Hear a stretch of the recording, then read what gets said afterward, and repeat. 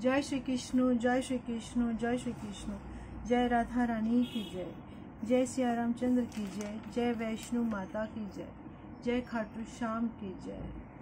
आज आमी श्रीमद् भगवद गीतार दशम अध्याय विभूति योग श्लोक 12 पाठ करছি।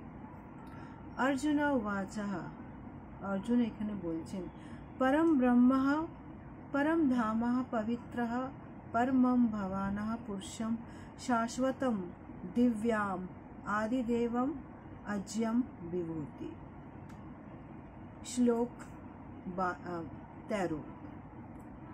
आहुति तमाम ऋष्यम सर्वः देवर्षिः नारदः ततः आसितः देवल व्यासः स्वयं च एवः ब्रवीषिः में। অনুবাদ। এখানে অর্জুন বলছেন ঠাকুরকে, ঠাকুর তুমি পরম ব্রহ্ম, পরম ধাম, পবিত্র ধাম ও পবিত্র পুরুষ। তুমি নিত্য, তুমি দিব্য, তুমি দেব, তুমি অজর অমর, তুমি সর্বশ্রেষ্ঠ। তুমি দেবর্ষি নারদ, আশিত, দেবল, ব্যাস আদি সমস্ত ঋষিরা তোমাকে সর্বভাবে তোমাকে বর্ণনা করেছে এবং তুমি নিজেও এখন আমাকে সেটাই বলছো। তাৎপর্য হচ্ছে এই কি ভগবান এই দুটি শ্লোক যেটা আমি বললাম তার মাধ্যমে অর্জুন এটা বুঝেই গেছে কি সর্বত্র জীব আত্মার থেকে পরমতত্ত্ব ভিন্ন ভিন্ন সম্পূর্ণরূপে মুক্ত শ্রীকৃষ্ণ উনি হচ্ছেন পরম পুরুষোত্তম ভগবান। অর্থাৎ সবাই বলা কি তুমি হচ্ছ পরম ব্রহ্ম অর্থাৎ পরম পুরুষোত্তম এবং এবং তুমি প্রতিটি মানুষ দেব দেবী সবার উপরে তুমি সবাই তোমার উপরে নির্ভরশীল। যখন যখন তোমার কৃপা হয় তখনই আমরা সবাই প্রাণ ফিরে পাই, আমরা চলাফেরার শক্তি পাই।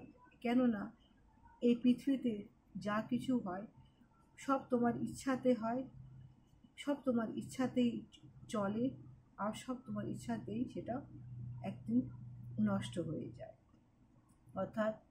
অর্থাৎ শ্রীকৃষ্ণ বলছেন এখানে কি তোমরা সবাই আমার চরণে চলে আসো সবাই। কেননা আমি তোমাদেরকে সবাইকে জড় দেহ বন্ধন থেকে মুক্ত করে সেই পরম তত্ত্বের উপলব্ধি করাবো, সেই যেখানে শাস্ত্রস্থ শান্তি আছে, যেখানে সব থেকে বড় শান্তি আর কিছুই নেই।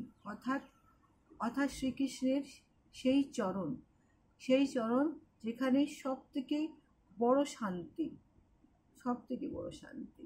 শ্লোক 14। জয় শ্রীকৃষ্ণ, জয় শ্রীকৃষ্ণ, জয় শ্রীকৃষ্ণ। সর্বম এতঃ ঋষিতং মনোঃ যতঃ মাম वदसि हि केशवः न हि ते भगवन् व्यक्तितं विदुः देवः न दानवः। অনুবাদ। উনি আবার বলছেন হে কেশব তুমি আমাকেই যা বলছো তা আমি সত্য বলে মনে করি। হে ভগবান, দেবতা অথবা দানবরা কেউ তোমার তত্ত্ব যথার্থভাবে অবগত নয়।